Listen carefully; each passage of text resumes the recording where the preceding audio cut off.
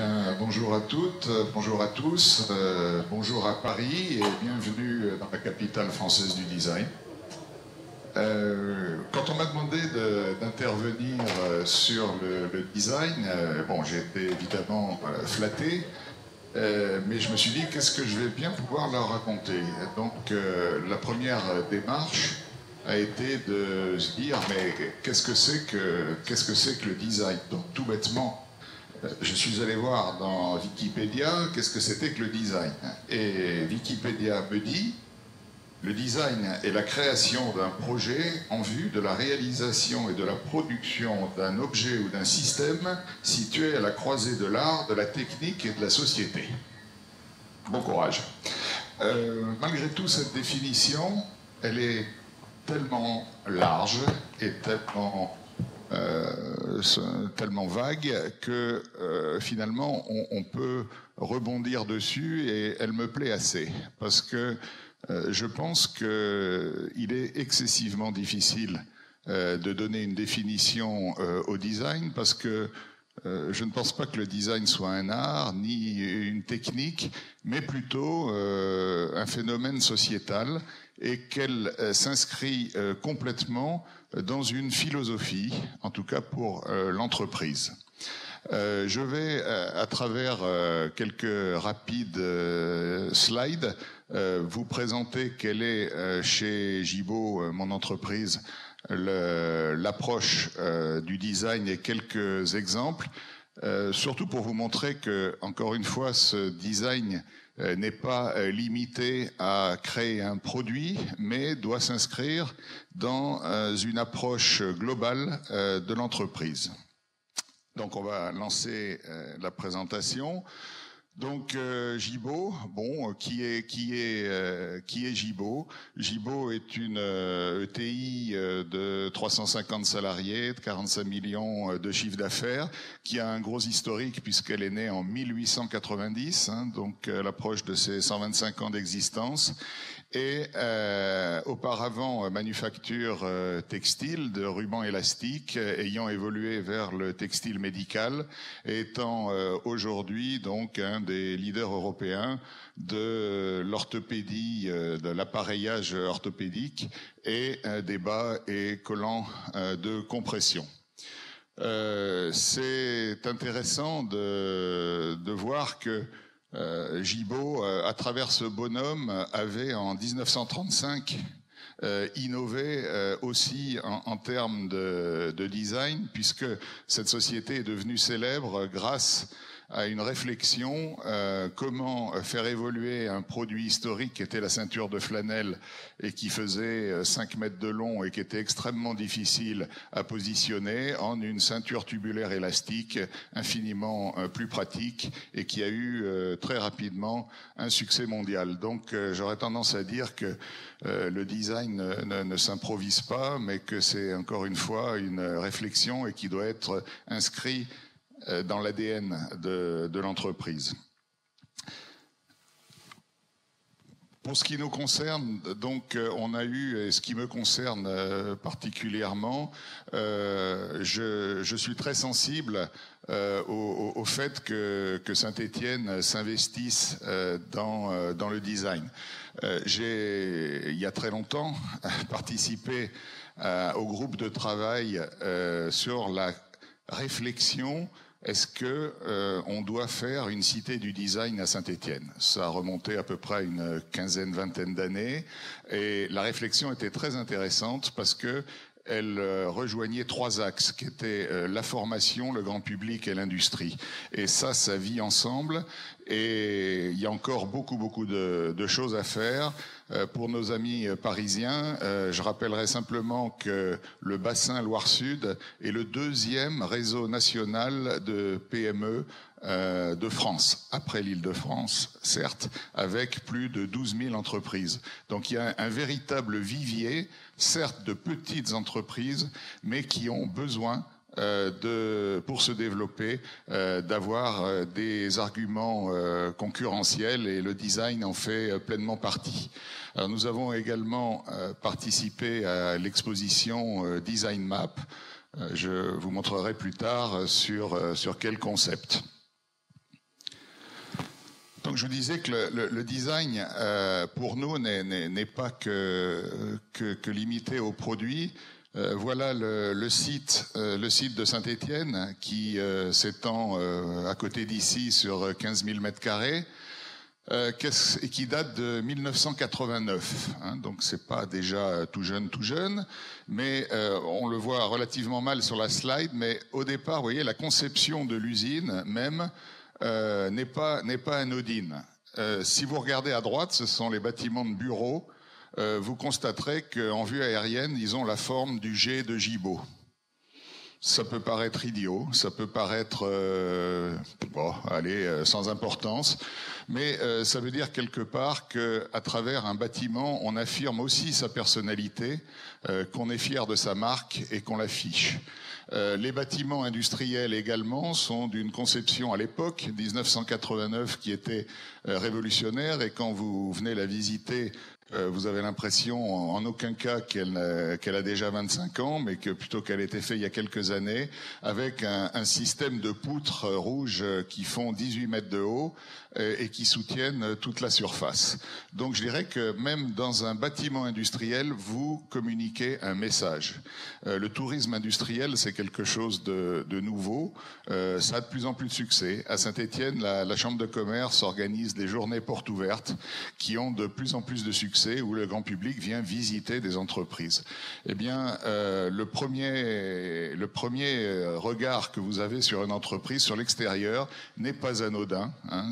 Si vous entrez dans une entreprise qui communique, ne serait-ce que par ses bâtiments, enfin en tout cas pour ce qui nous concerne, ça nous paraît important. L'accueil. Là, vous avez une slide sur notre accueil. Alors, on aime ou on n'aime pas, c'est pas la question, mais il y a des messages aussi. Hein, vous verrez que le plafond met une vague, et cette vague est reproduite par la banque d'accueil. Il est important aussi que quand vous rentrez dans une entreprise, on vous dise quelque chose. Hein.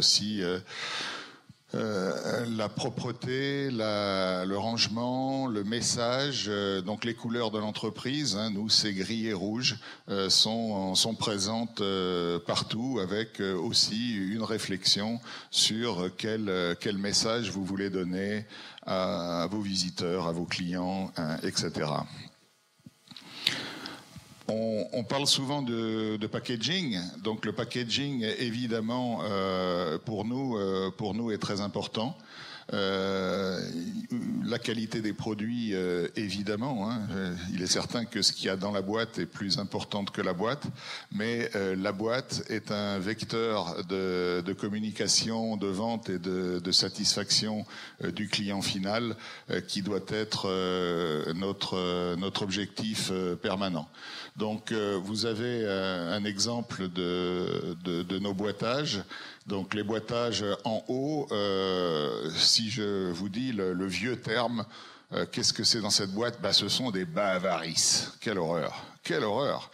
L'image populaire du bas avarice, c'est cette pauvre dame âgée qui a des horribles bas beige foncé qui font des replis et qui sont absolument abominables. Ce n'est plus ça. Ce n'est plus ça du tout. Le bas est de compression veineuse aujourd'hui. Le bas médical est un bas qui se rapproche énormément en visuel du bas de ville. Il doit s'en rapprocher parce que la femme ou l'homme, hein, puisqu'il y a d'excellentes chaussettes que je recommande à tout le monde, hein, en particulier pour prendre l'avion, c'est absolument indispensable. Ces produits ne doivent pas se voir. Ces produits doivent être comme ceux que vous portez d'habitude, et le packaging doit donner ce message que vous voyez que les personnages sont dans un univers moderne, lié, etc. Après, la réflexion design ne s'arrête pas là. Un packaging, ça sert à quoi? Ça sert à vendre, ça sert à expliquer, ça sert à faciliter la vente, ça sert aussi à véhiculer l'image de l'entreprise. En dessous de deux exemples de packaging d'orthopédie. Donc, ce sont des produits premium. En général, ce ne sont pas des produits très rigolos. Hein. Je ne vous souhaite pas de les porter, mais je souhaite que vous ayez besoin de les porter. En tout cas, nous avons, nous, privilégié une approche qui était avant tout de montrer le produit, et le verso du packaging est beaucoup plus explicatif et doit aussi servir à faciliter le stockage chez nos clients.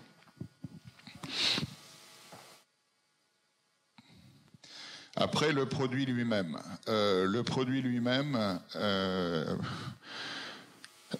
Il y a une véritable réflexion.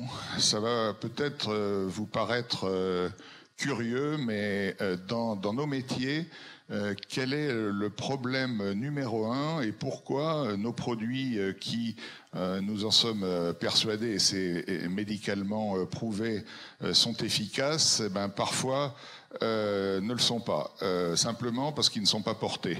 On appelle ça l'observance, et ils ne sont pas portés. Donc pour qu'ils soient portés, il faut absolument qu'ils soient acceptés par le client final, le patient, le consommateur, appelez ça comme vous voulez. Et pour nous, il est important que le produit ne soit pas un handicap et qu'on ne véhicule pas une image négative quand on porte un de nos produits. Là, vous avez un exemple ce qu'on appelait dans le temps un tennis elbow, qui est un bracelet anti-épicondylite, et donc qui a été designé et réfléchi pour que le sportif, à qui il est essentiellement dédié, n'apparaisse pas comme handicapé s'il le porte. On a notamment des grands champions de tennis qui portaient ce produit en permanence, y compris dans leurs matchs des grands tournois. Là, je vais vous présenter, c'est le produit qu'on présente sur notre stand à Design Map. Donc c'est une réflexion, il s'agit de prototypes, ce ne sont pas des produits aujourd'hui qui sont sortis sur le marché. Je dirais que c'est l'évolution que pourraient avoir nos orthèses dans les années qui viennent. Alors on ne parle pas de toutes les orthèses, là il s'agit d'orthèses qui vont, là aussi on est sur les pathologies de l'épicondylite, de l'épitrocléite, donc des tennis elbow pour simplifier. C'est souvent des sportifs et qui dans leur usage sportif ne veulent pas montrer qu'ils sont diminués, qu'ils sont handicapés, et l'acceptance du produit, l'observance est quelque chose d'important. Et également, évidemment, il n'y a pas que la couleur, il y a une véritable réflexion également sur les matériaux. Les matériaux évoluent beaucoup. Le produit doit être confortable, il doit être efficace, mais il doit être confortable, encore une fois, pour qu'il soit porté, et il doit être ergonomique. Donc il y a une véritable réflexion sur l'ergonomie des produits, de manière à ce qu'ils puissent s'adapter à toutes les morphologies. On n'est pas tous faits pareil, et il faut qu'ils puissent s'adapter. Donc là, vous voyez une palette de réflexion sur une évolution d'une coudière anti-épicondylite.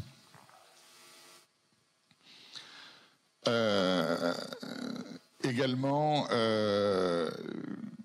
un produit là qui vient de sortir depuis 15 jours. Réflexion d'une genouillère qu'on appelle la genouillère balnéo. On ne la voit pas beaucoup. C'est une genouillère articulée. C'est déjà pour quelqu'un qui a eu un gros traumatisme et qui est en rééducation. La réflexion, on a mis une articulation orange sur le côté du produit.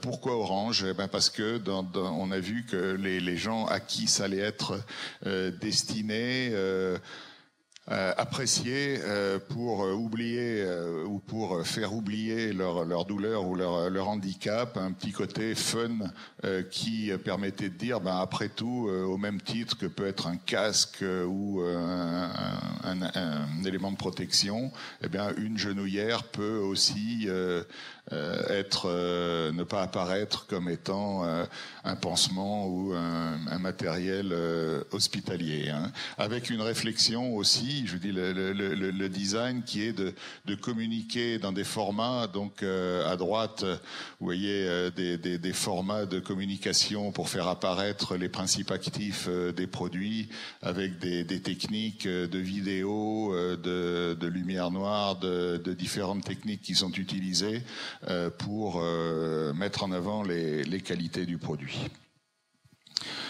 Bon, et on va finir par je ne vais pas vous passer tout le catalogue, hein, mais un exemple de ceinture lombaire. Bon, on connaît le classique, donc ce produit a été également designé de manière plus moderne que ce que peut être les ceintures aujourd'hui, à la fois pour être efficace, pour être ergonomique et pour s'adapter à la forme du patient et être accepté et ne pas apparaître vraiment comme un handicap important. Voilà, j'ai fini ma présentation de slide. Donc mon propos sur la réflexion design, c'est que ça ne doit pas être un coût, ça ne doit pas être un coût COUP, hein. Ça ne doit pas être une aventure, ça ne doit pas être une expérience, ça doit être une continuité. C'est-à-dire, je pense que la démarche design, la philosophie design doit être intégrée dans toute réflexion de l'entreprise. Tout a une importance, vous communiquez sur tout. Votre papier en tête, vos cartes de visite, ce n'est pas anodin. Vos emballages, on a vu les packaging, c'est très bien, les packaging, c'est très joli.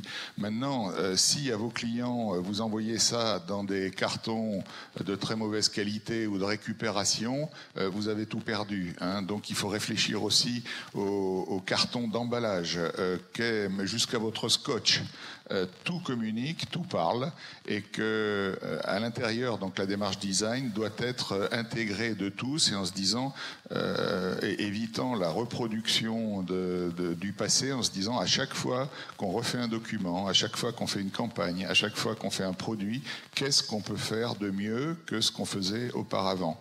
Qu'est-ce qu'on peut donner à nos clients finaux, parce que c'est eux qui comptent, en termes de plus produits. Et là, je suis absolument convaincu que la démarche design et la cité du design à Saint-Étienne doit être un outil de travail pour tous les industriels, pour leur ouvrir une petite case en disant mais oui, je peux faire mieux que ce que je fais aujourd'hui, en intégrant cette démarche design. Voilà. Je vous remercie pour votre attention. S'il y a des questions, j'y répondrai avec grand plaisir. Merci Monsieur Baudouin.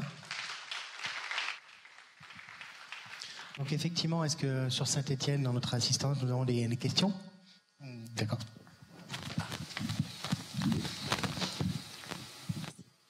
Bonjour. Moi, je voudrais savoir si vous avez intégré un designer dans votre entreprise ou si vous travaillez avec des agences de design extérieures. Les deux. Les deux. Oui, on a un designer intramuros, mais on ne peut pas avoir les compétences universelles sur l'ensemble des trucs. On a une équipe marketing qui est aussi orientée design, et on fait effectivement appel à des cabinets de design locaux. Je vais faire un petit peu de pub, puisqu'elle est là dans la salle. Donc là, on a actuellement 2 projets avec BP Design, avec Audrey Bopa, qu'on développe en ce moment. D'autres questions sur Saint-Étienne? Oui. Est-ce que le designer fait partie du comité de direction? Bonne question. Non. Non. Alors, chez nous, il n'y a pas de comité de direction. Donc, mais il y a, bon, je ne vais pas jouer sur les mots, il y a un comité de pilotage qui est quelque chose d'extrêmement réduit. Parce que plus on est autour de la table, moins on est efficace. Et donc, j'ai autour de moi 4 personnes, excessivement réduit. Alors, il y a le directeur marketing, mais il n'y a pas le designer. Ok, très bien. Est-ce qu'on a mis fin à la question sur Saint-Étienne? Très bien. Est-ce que maintenant je demande à Paris si on a des questions sur place à Paris? Oui, une question. Bonjour. Je voulais savoir si en termes de valeur par rapport à vos produits, à votre communication, à vos espaces, vous segmentez entre vos clients, qui sont, je pense, des répartiteurs ou des professionnels de la distribution dans ce domaine-là, et les utilisateurs finaux. Donc finalement, vous avez des clients, des utilisateurs. Est-ce que c'est les mêmes ou est-ce qu'ils sont différents? Et comment vous abordez cette approche pour séduire les deux? Parce que je pense que vos clients qui, eux, vont revendre le produit n'ont pas forcément les mêmes critères de jugement. Alors évidemment, il y a ces critères de qualité perçue, mais peut-être des critères économiques, tout un tas d'autres critères qu'il faut intégrer dans le développement du produit. Vous avez tout à fait raison. Vous avez tout à fait raison. C'est une double démarche. Nos clients sont essentiellement des pharmaciens et des magasins d'orthopédie. Nous vendons et des hôpitaux. Nous vendons exclusivement dans le réseau santé. Et notre préoccupation numéro 1, c'est satisfaire le client final, c'est-à-dire l'utilisateur. Mais il se trouve que entre nous et l'utilisateur, il y a un élément fondamental qui s'appelle le distributeur, hein, donc le pharmacien, l'orthopédiste, etc. Et là, il y a un filtre qui est fondamental. Et on ne peut pas avoir la même démarche avec, c'est dommage, avec le consommateur qu'avec le distributeur. Donc notre rôle, c'est d'expliquer au distributeur que ce n'est pas son goût personnel, que ce n'est pas son appréciation personnelle de la communication ou du produit qui compte, mais c'est la satisfaction de son client à lui. Et là, c'est compliqué. Donc, on est effectivement obligé de surfer entre ce qu'on veut donner au client final en termes d'efficacité, de confort, d'acceptance, etc., et au distributeur une communication qui lui permette de rentrer aussi dans son univers, parce qu'il ne faut pas se battre contre des moulins à vent et lui dire « Monsieur, vous avez tout faux, faites comme on dit ». Il faut progressivement, effectivement, rentrer dans l'univers du distributeur en lui expliquant progressivement que ce qui compte, et aujourd'hui la pharmacie est inquiète, très inquiète. Elle a perdu énormément de rentabilité. C'est une profession qui est, je ne veux pas dire qu'elle est en danger, mais elle est en grande mutation. Et le pharmacien a besoin aussi de développer un nouveau business model par rapport à ces différents rayons, que ce soit le médicament remboursé, que ce soit le dispositif médical, la parapharmacie, etc. Et il faut qu'ils réfléchissent autrement. Nos clients qui étaient assez traditionnels et qui étaient plutôt dans la délivrance, hein, doivent aujourd'hui être dans la proposition. Donc à nous de leur donner les outils qui leur permettent de développer leurs propres affaires. Mais c'est une réflexion qui est très compliquée, très complexe et qui doit être effectivement intégrée.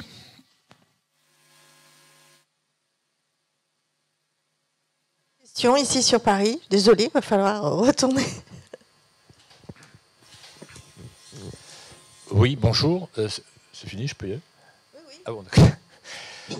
Voilà, dans votre présentation, c'est assez classique en fait. Hein, donc, bien sûr, le design intervient dans la communication, le design intervient sur le produit. Mais ma question, c'est plus, quelle est la part du design dans la R&D? Parce qu'en fait, bon, ce que je comprends, c'est on a un produit, on sort le produit, on le donne au marketeur, et puis on va essayer de le faire le moins vilain possible ou le plus joli possible. Mais la vraie démarche d'innovation, c'est est-ce que dans la R&D, il y a par exemple un designer qui participe en amont à la création du produit? Oui. Bien sûr. Il se trouve que je ne voulais pas dire en introduction parce que c'est pas fondamental. Gibo fait partie d'un groupe islandais. Il y en a pas tant que ça. Hein, c'est là où il y a les volcans qui nous embêtent de temps en temps.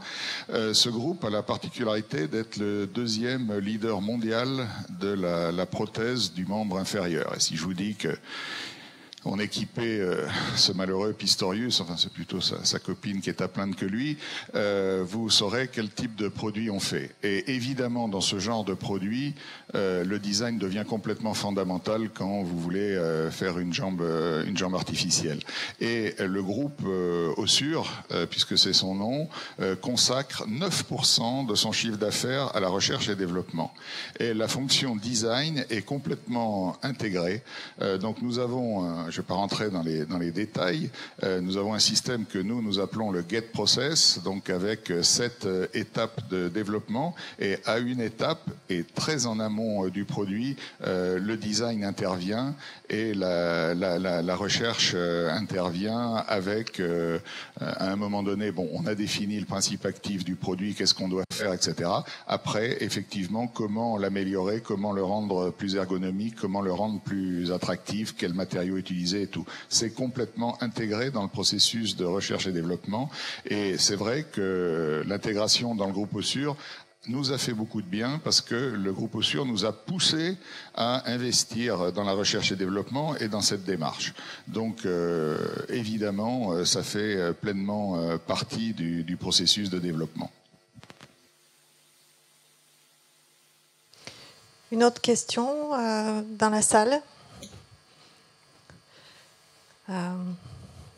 Non, je crois pas. En tout cas, merci beaucoup Frédéric Baudouin pour cette présentation. On voit que le design chez Gibo est une véritable démarche de design global et qui intervient sur tous les niveaux, du produit jusqu'à l'espace, jusqu'à l'identité de marque. Une entreprise à la fois qui est ancrée dans un territoire local et qui a une renommée internationale avec cette appartenance à un groupe. Donc c'est vraiment un très très bel exemple. Et merci beaucoup pour être venu présenter ce fleuron dont nous sommes très fiers. Voilà. Merci.